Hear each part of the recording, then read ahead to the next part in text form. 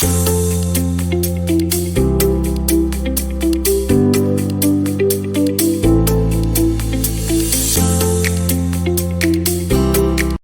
everyone, let's continue on the Excel data source and adding up the Excel data source with the Canvas app.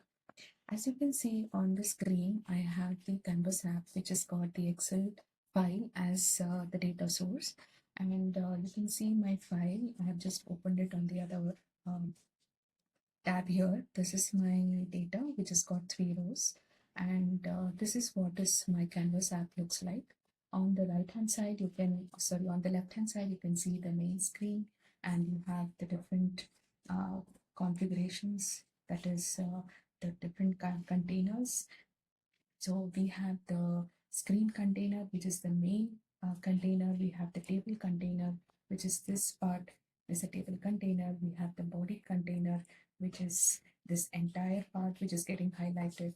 We have sidebar container, which is on the left hand side. We have the search container, which is this part of the search operation that can be done. And inside the search bar, we have the search input text box, and we have the search icon, and we have the new record button where you can add new data source, new data rows into this particular data source. And you have the icon here which is called the plus button, and based on that you have the label as well, which is called new.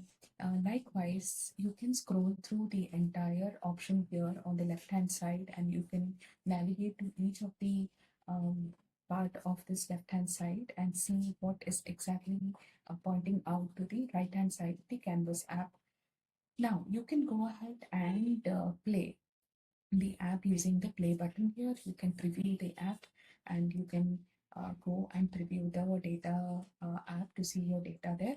So this is how my app looks like when I preview it. So uh, there is certain rows which are there on the left hand side, and based on each of the row I'm going to select here, this is what is getting displayed on the right hand side. This particular design is called the responsive design.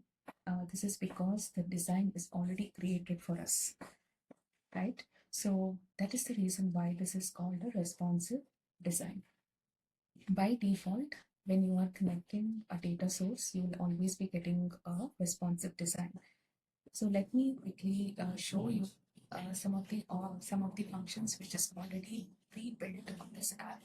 So we have the new icon here, which is on the left hand side. As I'm pointing my mouse pointer, you can see the plus icon here. So using this icon, you can add new rows into your data source. For example, I'm going to add a new row.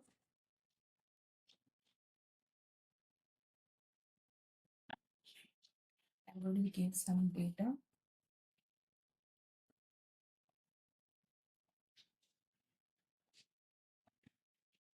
Right.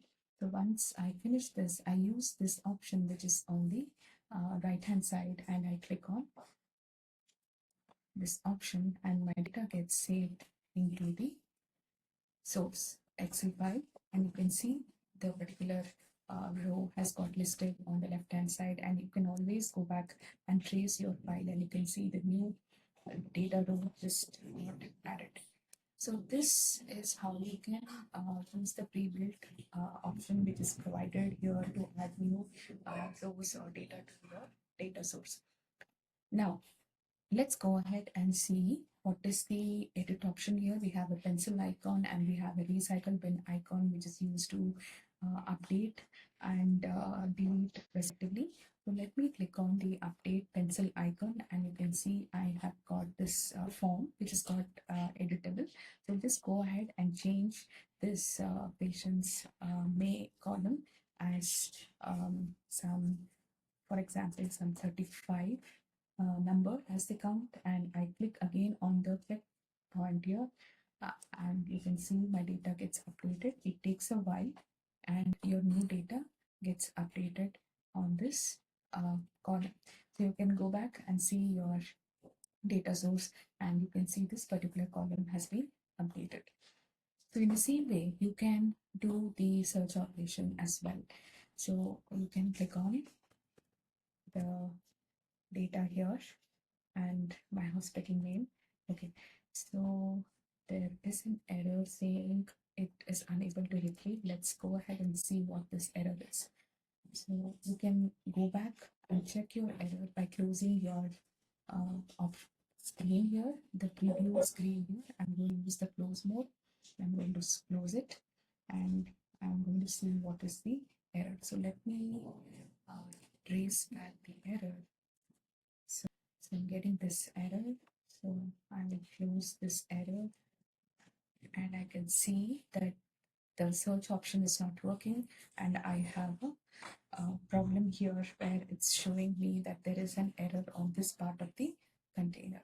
So wherever your error is being highlighted, you can go click there and you can use right click and use the edit in formula bar. You click on edit in formula bar and you will get your formula which is auto generated by the Power Apps. So here there is a slight problem in the formula here, and I will go ahead and change this formula because the search formula behaves differently because my table here has got both character columns as well as the number columns. So search formula doesn't work on both these columns. So I will remove all those columns which has got the number.